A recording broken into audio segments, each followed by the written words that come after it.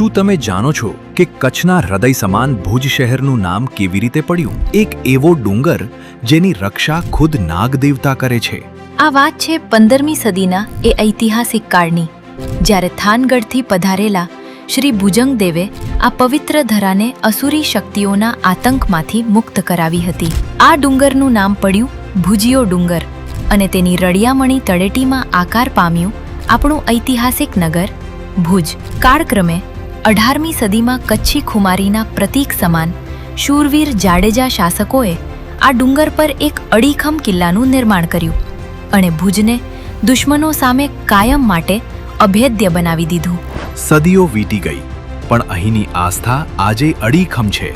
આજે પણ દર વર્ષે નાગપંચમીના પવિત્ર અવસરે કચ્છનો રાજવી પરિવાર પરંપરાગત શાહી પોશાકમાં સજ્જ થઈને હાથમાં તલવાર અને શ્રીફળ સાથે ઢોલ શરણાઈના ગગનભેદી નાદ વચ્ચે ભુજંગ દાદાની મહાપૂજા અર્ચવા પધારે છે. અહીં બિરાજમાન શ્રી ગણેશ, કારભૈરવ અને ખેતરપાળ દાદાના દિવ્ય દર્શન માત્રથી જ મન ધન્ય થઈ જાય છે.